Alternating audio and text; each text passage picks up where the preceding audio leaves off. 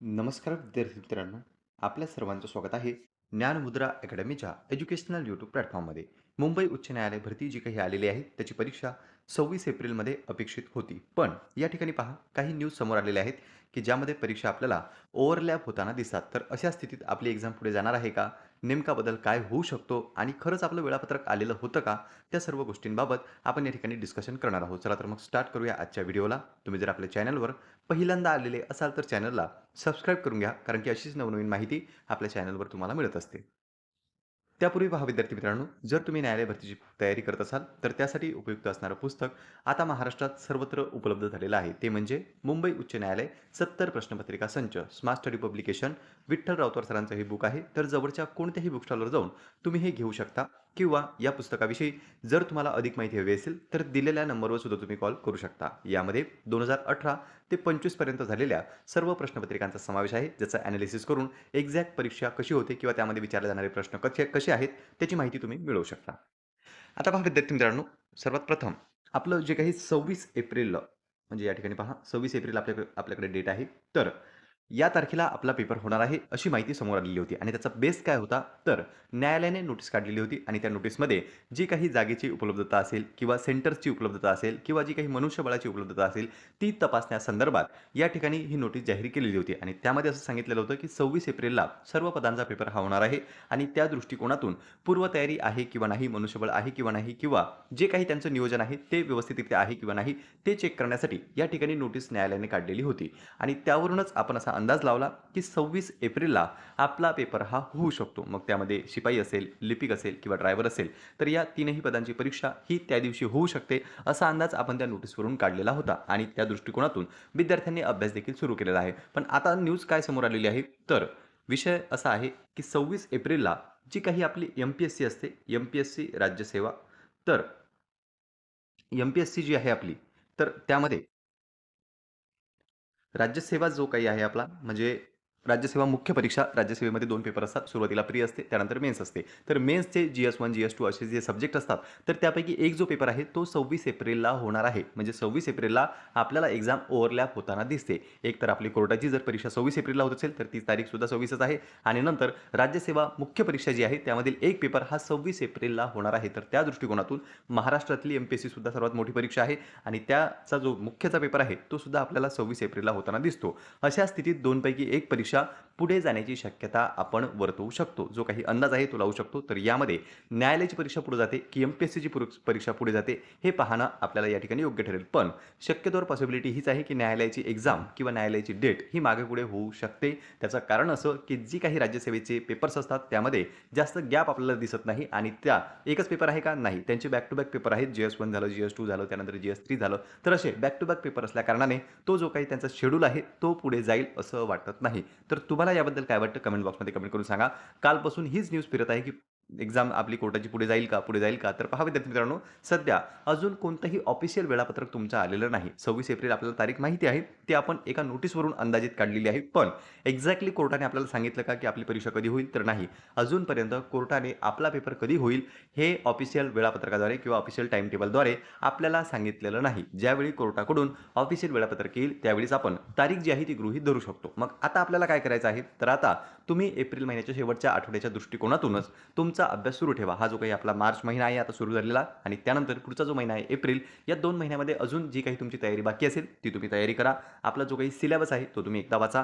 तुम्ही जर लिपिक पदासाठी फॉर्म भरलेला असेल तर सिलेबस पूर्ण अगोदर कव्हर करा आणि जर तुम्ही शिपाई पदासाठी फॉर्म भरलेला असेल तर तुम्हाला जनरल स्टडीजवर भर द्यायचा आहे. त्यामध्ये जी-एसचे प्रश्न आपल्याला साधारणतः बऱ्याच प्रमाणात विचारलेले दिसतात आणि कॉम्प्युटर मस्ट आहे. जर तुमचं कॉम्प्युटर कंप्लीट नसेल तर तुमचे हातचे मार्क जाऊ शकतात. तर त्या दृष्टिकोनातून तुम्ही कॉम्प्युटर झालं, मराठी व्याकरण झालं, लिपिकसाठी भरत असाल तर इंग्रजी व्याकरण झालं आणि नंतर इतर जे काही सब्जेक्ट झाले ते एकदा तुम्ही वाचून घ्या.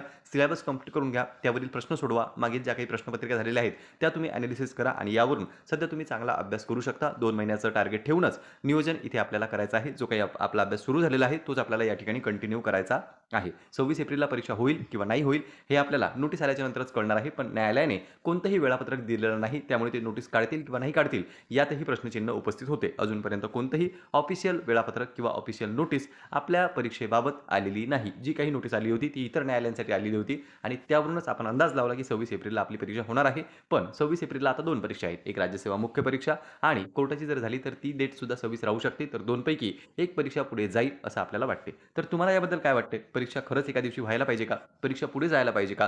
किंवा ऑफिशियल वेळापत्रक काढून न्यायालयाने एकदाचं कन्फर्म करून टाकावं की कोणत्या तारखेला आपली एक्झाम होईल? तर याबद्दल तुमचं मत तुम्ही कमेंट बॉक्समध्ये सांगू शकता. पुन्हा भेटूया आपण अशाच एका माहितीपूर्ण व्हिडिओमध्ये. नमस्कार.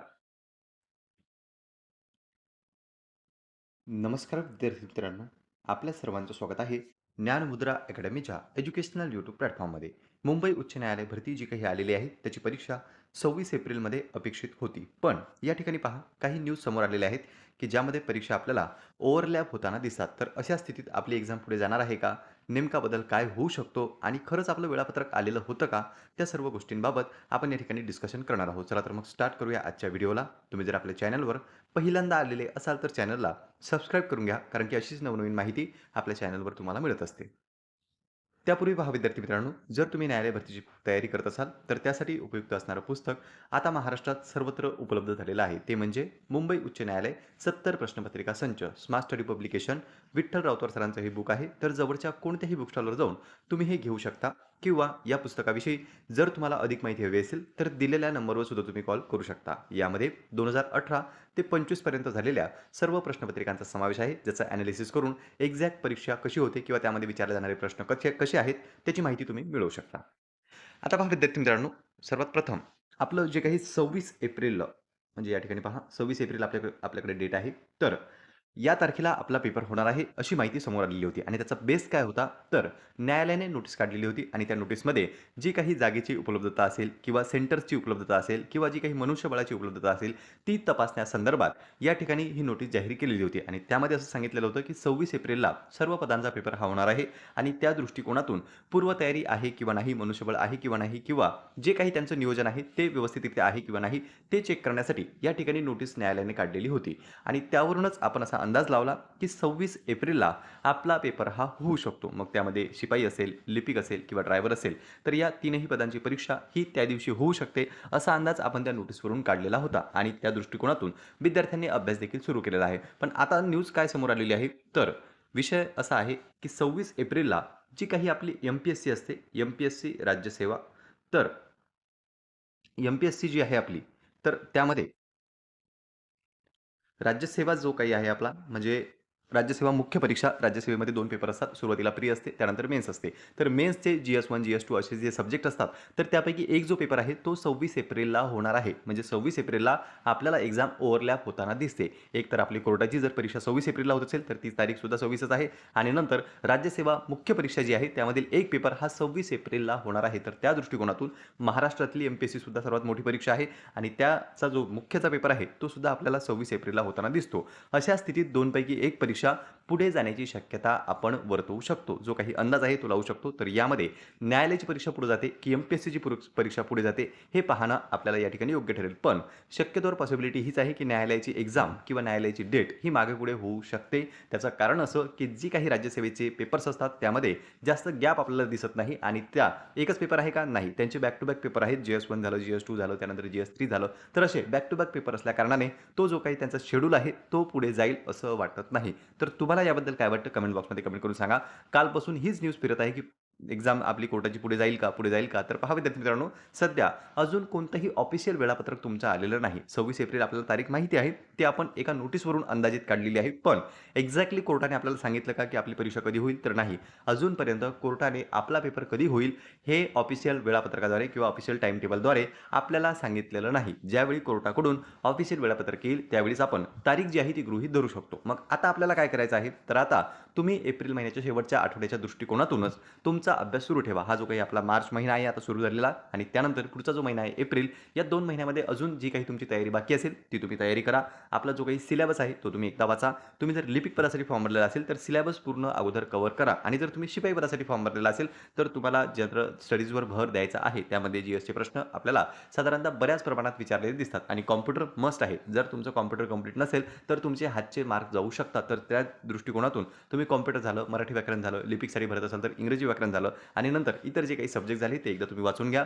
सिलेबस कंप्लीट करून घ्या. त्यावरील प्रश्न सोडवा. मागील ज्या काही प्रश्नपत्रिका झालेल्या आहेत, त्या तुम्ही एनालिसिस करा आणि यावरून सध्या तुम्ही चांगला अभ्यास करू शकता. 2 महिन्याचं टार्गेट ठेवूनच नियोजन इथे आपल्याला करायचं आहे. जो काही आपला अभ्यास सुरू झालेला आहे, तोच आपल्याला या ठिकाणी कंटिन्यू करायचा आहे. 26 एप्रिलला परीक्षा होईल किंवा नाही होईल, हे आपल्याला नोटीस आल्याच्या नंतरच कळणार आहे. पण न्यायालयाने कोणतंही वेळापत्रक दिलेलं नाही. त्यामुळे ते नोटीस काढतील किंवा नाही काढतील, यातही प्रश्नचिन्ह उपस्थित होते. अजूनपर्यंत कोणतंही ऑफिशियल वेळापत्रक किंवा ऑफिशियल नोटीस आपल्या परीक्षेबाबत आलेली नाही. जी काही नोटीस आली होती, ती इतर न्यायालयांसाठी आलेली होती आणि त्यावरूनच आपण अंदाज लावला, की 26 एप्रिलला आपली परीक्षा होणार आहे. पण 26 एप्रिलला आता 2 परीक्षा आहेत. एक राज्यसेवा मुख्य परीक्षा आणि कोर्टाची जर झाली, तर ती डेटसुद्धा 26 राहू शकते. तर 2 पैकी एक परीक्षा पुढे जाईल, असं आपल्याला वाटते. तर तुम्हाला याबद्दल काय वाटते? परीक्षा खरंच एका दिवशी व्हायला पाहिजे का? परीक्षा पुढे जायला पाहिजे का? किंवा ऑफिशियल वेळापत्रक काढून न्यायालयाने एकदाचं कन्फर्म करून टाकावं, की कोणत्या तारखेला आपली एक्झाम होईल? तर याबद्दल तुमचं मत तुम्ही कमेंट बॉक्समध्ये सांगू शकता.